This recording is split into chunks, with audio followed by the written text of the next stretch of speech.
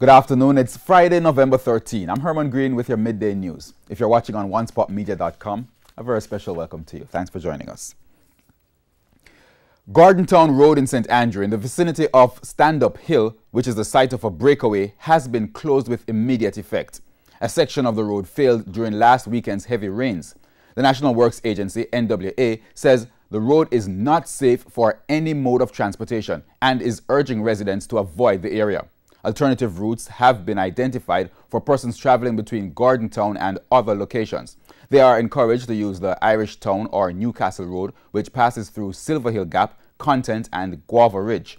The parochial road through Savage Pen will also be rehabilitated to allow for ease of travel.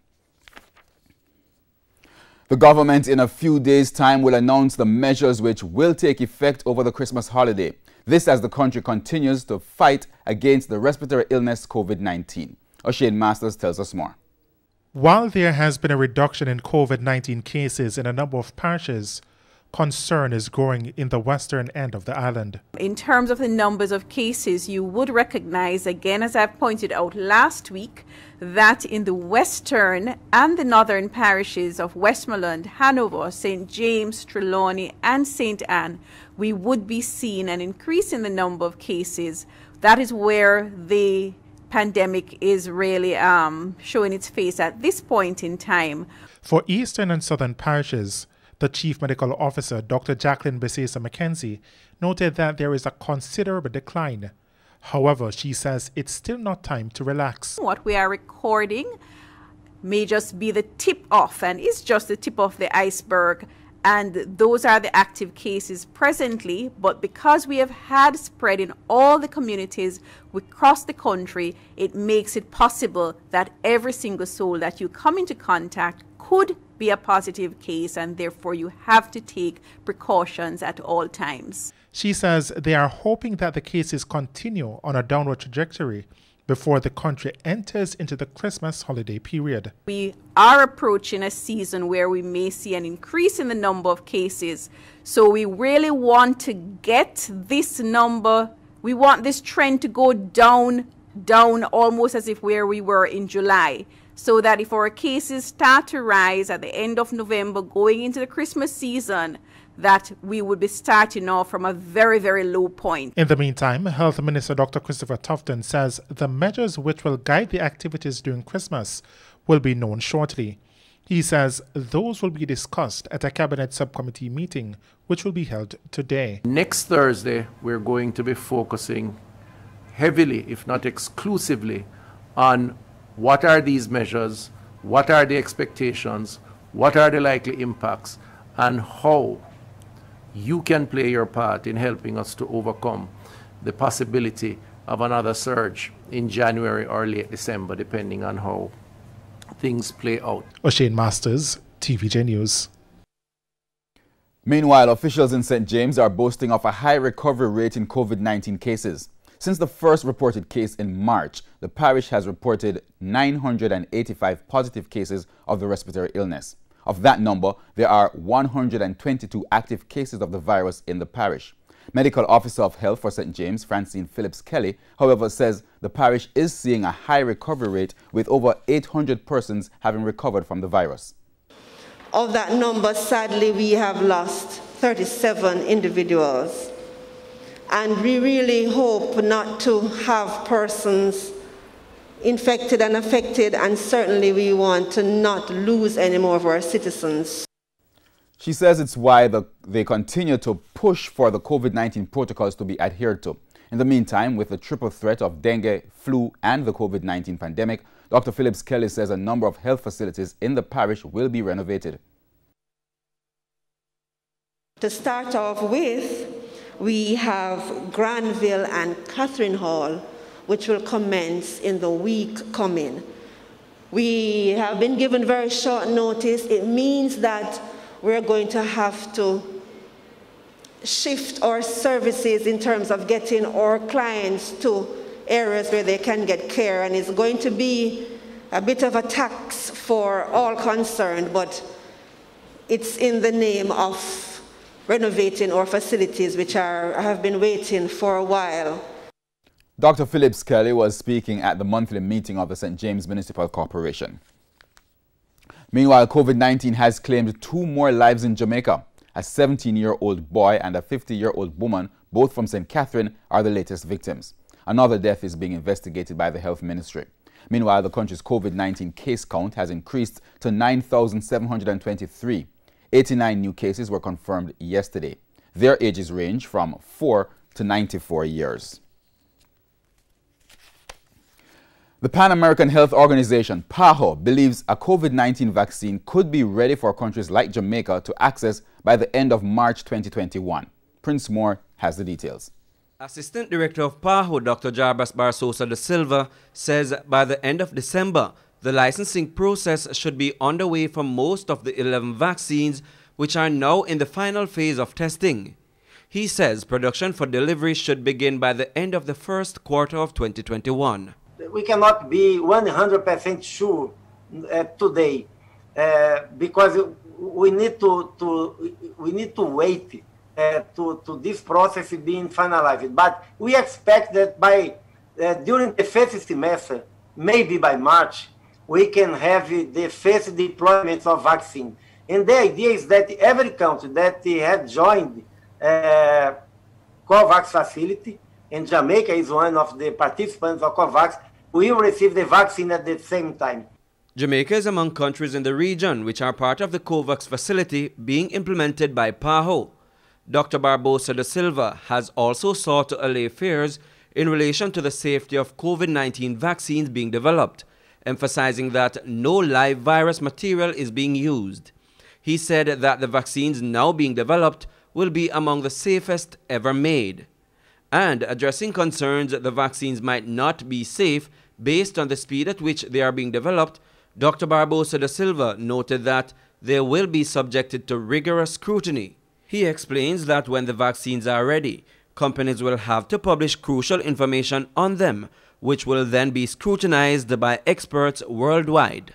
So all this research now was expedited, of course, in order to face the emergency. But all the procedures are being taken account.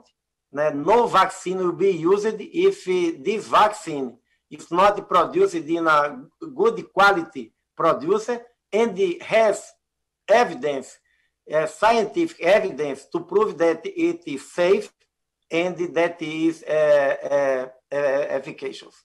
So we can ensure that this is a request that nobody is released due to the pandemic. No, we will review very carefully. The national regulatory authorities will review very carefully all the data that a producer needs to present in order to get their vaccine license to be used. The COVAX facility is designed to accelerate equitable access by countries globally to appropriate and safe COVID-19 vaccines. Health Minister Dr. Christopher Tufton says that Jamaica's contribution to the facility entitles it to doses for 10% of the population. Prince Moore, TVJ News. And healthcare workers will be the first Jamaicans to get the vaccine when the country receives its doses. Chief Medical Officer Dr. Jacqueline Bisesa Mackenzie says this is because of their risk level. In terms of the initial distribution of vaccine, it is going to be along the lines of our influenza plan in terms of the persons that are most vulnerable and most at risk for spreading to other persons, which would be our healthcare workers who would be in vulnerable institutions where you may have persons with the virus. So they are at high risk of getting the virus. They're also at high risk for passing on the virus to other persons. And so healthcare workers would be our first area of vaccination. And then, of course, we have our vulnerable populations. That would be the next tier of persons. Dr. Bisesa Mackenzie was speaking yesterday evening at the Health Ministry's weekly COVID-19 media briefing. And it's time now for a break on the midday news, but please stay with us. We have more news when we return.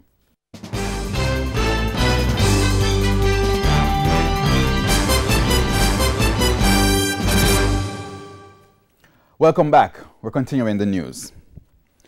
Local government minister Desmond McKenzie is rubbishing allegations allegations that permits are being issued to party promoters to host events during the Christmas holidays.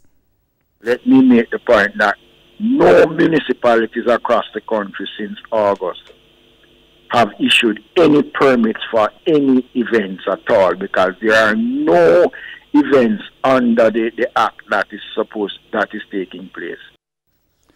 Mr. McKenzie added that the government will not be pressured into making any decision on the resumption of parties. He says the decision depends on the recommendation of the medical experts. We are not going to be bullied into any position at all, because there are people who believe that, if they talk a lot and speak half truth and no truth at all, that the government is going to be frightened and to take a decisions. We are going to be guided by the strong recommendations from the medical expert. More than 100 pieces of legislation are to be drafted and several others are expected to be reviewed, which has raised concern that the Justice Minister will be swamped for the legislative year. But Justice Minister Delroy Chuck is optimistic that these pieces of legislation will be finalized in a timely manner due to the introduction of a new legislative production management system. We have the details in this report. Changes are underway for several laws in Jamaica. Among them are the Restorative Justice legislation and the Mediation Act, which according to Justice Minister Delroy Chuck are very important. He says once the Mediation Act is completed, less cases are expected to go to the courts, therefore helping to reduce the backlog of cases. Mr. Chuck says several parish courts have been using aspects of the Restorative Justice legislation and the results so far have been very positive. The backlog in all the parish courts are now reducing significantly, because where there's a fairly minor matter, the parish court judges have been referring the litigants to restorative justice, and that definitely have eased the burden on the courts, and the backlog is being dealt with in a very timely manner. But we hope even now that more matters will be referred to restorative justice by the courts. But like several other pieces of legislation to be reviewed or drafted, the process may be a long one. According to the Justice Minister, there are more than 100 pieces of legislation to be drafted and only 8 or 9 members of staff to complete the task. That, coupled with the complexity of the process, poses a major challenge. But Mr. Chuck is optimistic that the various pieces of legislation will be done in a timely manner. The ministry has introduced a legislation production management system where all ministries will be connected. The system is expected to speed up the process to complete a draft or reviewed piece of legislation. What the legislation production management system will allow for is for us to receive drafting instructions from the various ministries on an electronic platform where each ministry would be able to upload their instructions. We would receive it, prepare a draft, and also upload the draft to the system. And each ministry would be able to access their drafts that way and to circulate and upload comments and feedback and further drafting instructions. And I've asked that every ministry has a liaison, a legislation liaison officer that I will be in touch with to ensure that no legislation is just sitting on somebody's desk in any ministry. If you don't want the legislation, withdraw it. Prince Moore, TVJ News. The Ministry of Education, Youth and Information distributed electronic devices at the Clancarty Primary School in Kingston yesterday. The donation is in support of virtual learning for students. More in this report. The use of tablets is a critical tool in the teaching and learning process in the COVID-19 pandemic. Education Minister Favour Williams says the distribution of the tablets forms part of the government's efforts to reduce the digital divide among students. And the way we begin to reduce the distance, reduce that divide, is to begin the way that we're beginning, to ensure that students have the device. Ms. Williams added that the ministry stands ready to ensure that students can access online learning. I will not stop. I will not relent until all our students have a tablet or a laptop in their hands. Now, despite the challenges that are associated with the virtual learning process, Minister Williams cautioned against having all students in the physical environment. It would be irresponsible of us to bring all 600,000 students back into the classroom all at once. Very irresponsible. We would see a spike in our numbers. And with more voices calling for the full resumption of face-to-face learning, some teachers are fearful of returning to the classroom. At some of the schools that are opened, there are teachers who are not back in the classroom because they have comorbidities, underlying issues for which they have fears. And so we've had to accommodate those teachers, so they teach from home to the students in the classroom. And we have within that classroom teacher support to help that teacher. O'Shane Masters, TVJ News. We're going on to news overseas. As U.S. President-elect Joe Biden assembles his team, national, state, and private election officials are contradicting President Donald Trump's conspiracy theories about voter fraud. We have the details from the CNN.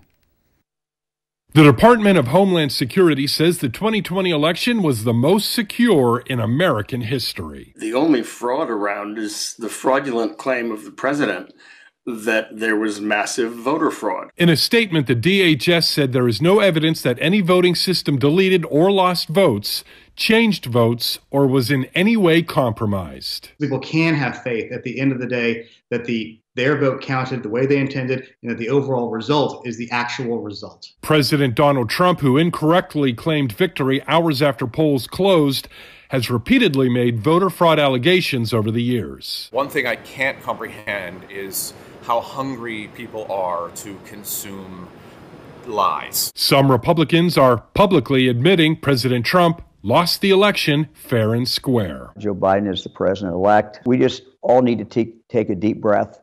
There's a process for all of this. We need to follow the process, and we need to move this country forward. Democratic leaders agree with that stance. The Republicans should stop their shenanigans about an election that President Trump has already lost and focus their attention on the immediate issue at hand, providing relief to a country living through the COVID health and economic crises. We go down to news and sports. With the Classic season out of the way, the attention is now on next year's Classic aspirants, native-bred 2-year-olds. The Abbey Grano Memorial Cup, going over 7 furlongs, takes center stage at Caymanas Park on Friday with She's a Wonder as the 5-2 anti-post favorite. Denise Walters has our preview. The Ian Passad conditioned She's a Wonder with Omar Walker astride looks set to open her account in the 13-horse field. The 2-year-old Bay filly went down in a blanket finish in the first leg of the 2-year-old Triple Series, finishing third behind Den Street and Hoist the Mast.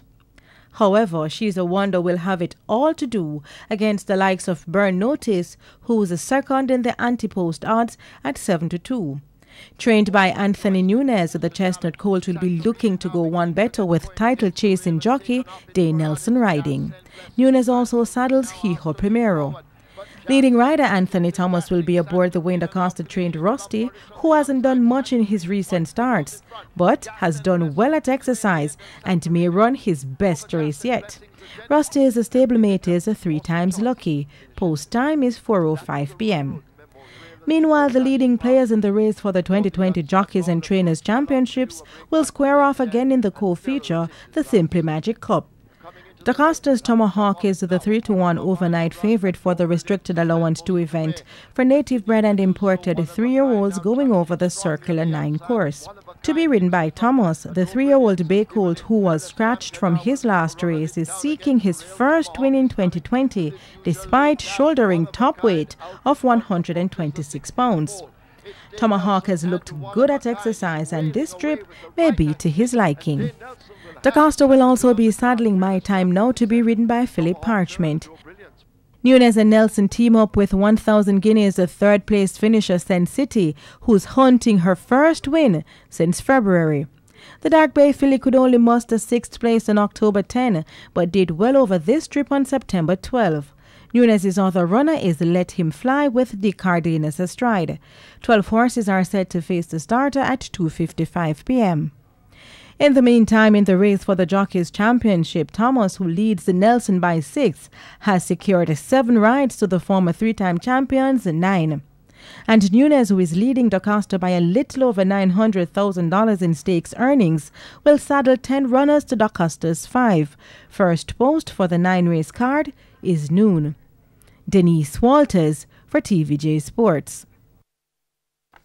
And that's the midday news. I'm Herman Green. Remember, the primetime package is at 7. Please join us then. On behalf of the news, sports, and production teams, good afternoon.